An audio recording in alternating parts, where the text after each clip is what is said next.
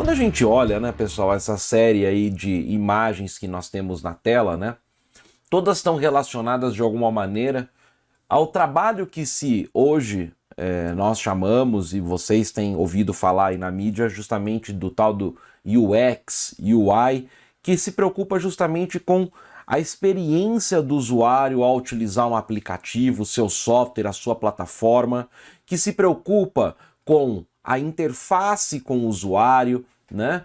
E isso, quando a gente olha, né, nós temos ali a primeira imagem, nós temos um projeto desenvolvido pelo pessoal das Nações Unidas de maneira integrada, enfim, buscando justamente simbologias, buscando como que a gente pode lidar na criação de um aplicativo com poucas palavras, de maneira intuitiva. Nós temos aqui, né, uma amostra do desenvolvimento ou do que a gente chama de mockup, né? São só algumas telas de teste para aplicativos na área agrícola, então verificando a questão aí, tomates, cebolas, como que está a temperatura, como que está a previsão meteorológica. Nós temos aqui um painel de controle que alguns de vocês conhecem e tem marca, né? Isso aqui é o Operation Center da John Deere, né? Que integra não só o controle, a verificação do maquinário, mas dos dados que ela está colhendo, dos sensores de produtividade, de outros sensores, integrado com imagens de satélite, ou seja, realmente com uma interface muito simplificada, com uma interface com o usuário que é pensada justamente, olha o nome, né? Operations Dashboard, ou seja, você tem uma sala, você tem um quadro de decisões e não somente aí um aplicativo para um sistema de informação geográfica por si só, né? Nós temos aqui também, e aí isso vocês também estão ouvindo falar bastante, que são os dashboards, né? Que são justamente formas da gente apresentar os nossos dados de uma maneira diferenciada. E hoje o pessoal tem aparecido aí cursos até de crie seu dashboard no Excel, etc. Mas o que eu estou provocando e trazendo isso para vocês? Porque tudo isso dentro do agro e do agro 4.0 e do que a gente está buscando com o uso de sistemas de informações geográficas, tudo isso é importantíssimo. E fez muita diferença justamente o que está fazendo diferença na adoção de tecnologias. Vejam, pessoal, a gente está trabalhando com o QGIS, que é um excelente sistema de informações geográficas. Mas vocês vejam que ele tem uma complexidade, né? Você tem uma linha de aprendizado, você tem que entender o que é cartografia, você tem que entender o que é vetor, o que é matriz, ponto, linha, polígono, se o dado é qualitativo, quantitativo. Agora, lá na ponta, o usuário, eu sempre falo, é o que o Waze fez, é o que o Uber fez, ou seja, eu tenho ali sistema de projeção, sistema de referência, eu tenho um sistema de informações geográficas ali via nuvem rodando, um WebGIS trabalhando, mas para o usuário, a interface é com 2, 3, 4 cliques, eu chego onde eu preciso. Existe inclusive uma teoria aí dentro dessa questão da experiência com o usuário, da interface com o usuário, que a informação tem que estar disponível a 3 cliques de quem está acessando aquela informação. E de repente a gente precisa de uma consulta SQL, a gente tem que buscar um dado.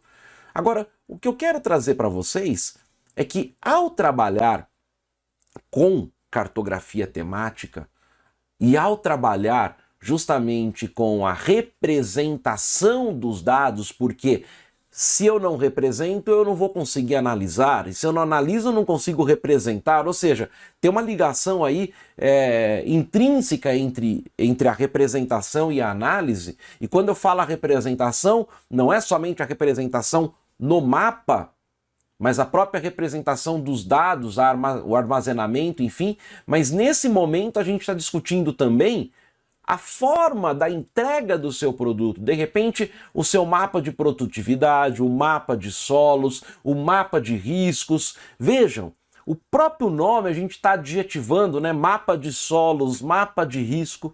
Então, quando a gente pensa agora em cartografia temática junto, e o que a gente tem aqui atrás, aqui como pano de fundo, vou tirar um pouquinho aqui a minha pessoa, a gente está vendo aqui justamente uma pequena parte de uma interface, né?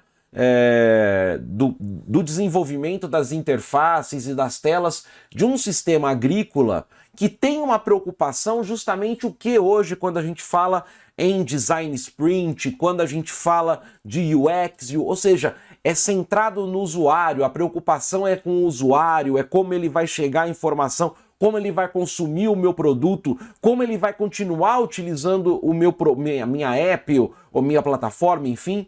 Agora, quando eu olho os passos da construção dentro desses processos que são muito atuais, eles são muito, mas muito semelhantes, porque na verdade eles têm a mesma origem teórica, metodológica, a gente pode chamar assim, que olha só, eu tenho que pensar no desenvolvimento, e aqui são, como eu estou mostrando, são telas do desenvolvimento de um aplicativo para a área agrícola realmente, tá? Não é isso é só para o pessoal de outras áreas, não. Aqui a gente está mostrando o desenvolvimento de um aplicativo da área de agricultura. Então veja, eu tenho que ter uma preocupação com a navegação, se é fácil de eu acessar os dados, que cores eu vou trabalhar dentro do meu sistema, quais são os alertas, o tipo de letra, qual o tamanho que ela tem que ser no aplicativo ou na minha interface web, maior, menor. Eu tenho os tipos de ícones, como que eu vou representar isso.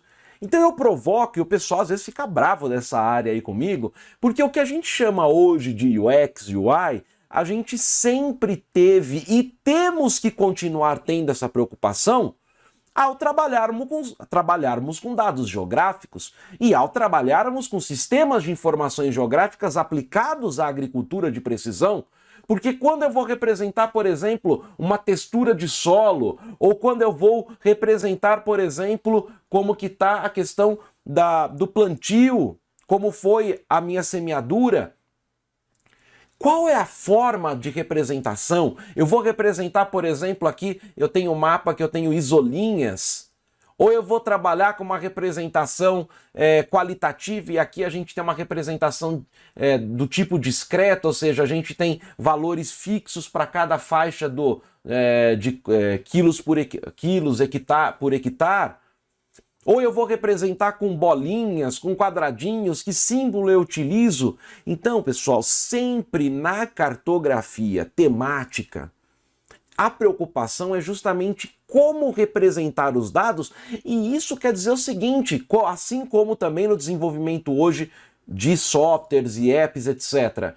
Quem é o meu público-alvo? Quem vai ler aquela informação? Quem vai consumir aquele dado? Quem vai consumir aquele mapa que eu estou produzindo?